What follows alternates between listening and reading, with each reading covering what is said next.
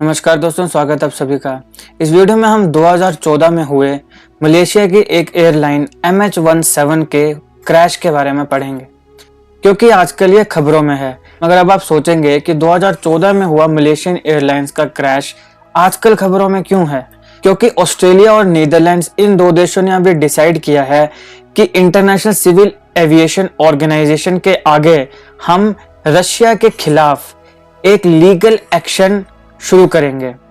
किस चीज के लिए? जो मलेशियन एयरलाइंस फ्लाइट MH17 का क्रैश हुआ था यूक्रेन में, खासकर ईस्टर्न यूक्रेन में 7 साल पहले। इसमें बहुत से लोग मारे गए थे, बहुत से मलेशियंस थे, ऑस्ट्रेलियंस थे, नीदरलैंड के लोग थे और कुछ वो क्रू मेंबर्स थे। इन दो देशों का ऐसा मानना है कि इस क्रैश के पीछे जो ईस्टर्न यूक्रेन के ऊपर एयरवेज में हुआ था उसके पीछे का कारण है रशिया। मतलब ये किसने करवाया था? रशिया ने करवाया था। ऑस्ट्रेलिया और नीदरलैंड्स ने ये लीगल प्रोसीडिंग शुरू कर दी है इंटरनेशनल सिविल एविएशन ऑर्गेनाइजेशन के आगे।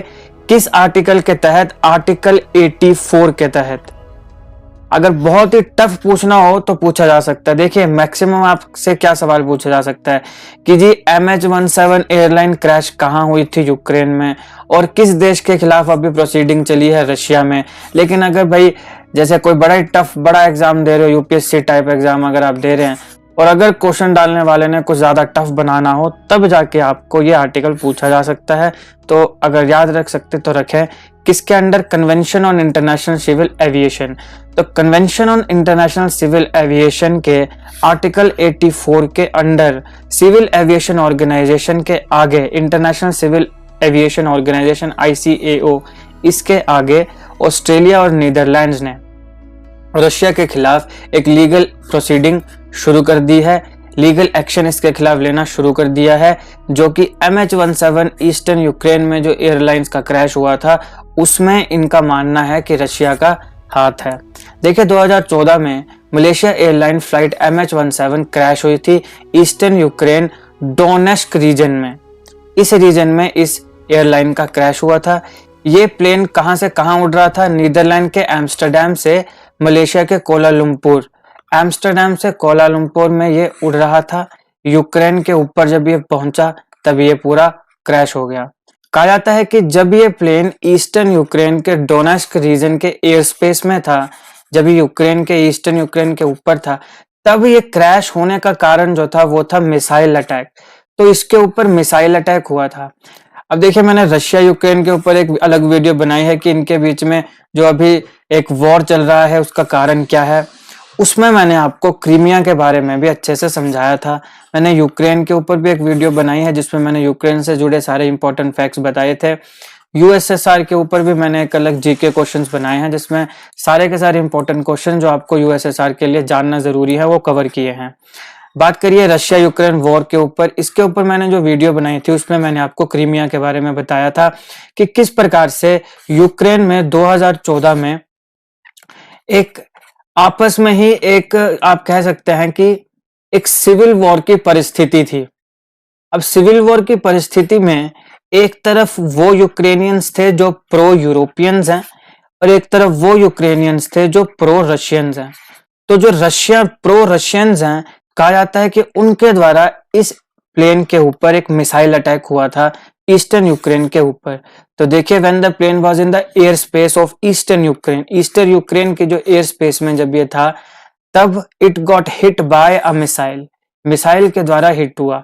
रशिया का इससे क्या लेना देना? ये तो यूक्रेन में हो रहा है, क्योंकि जिन लोगों ने हिट किया, ऐसा जो बाद में देखा पता चला, यानी कि ऑस्ट्रेलिया ने जो इन्वेस्टिगेशन की उसमें पता चला कि जो रशियन प्रो रशियंस थे उनके द्वारा इस मिसाइल को हिट किया गया था।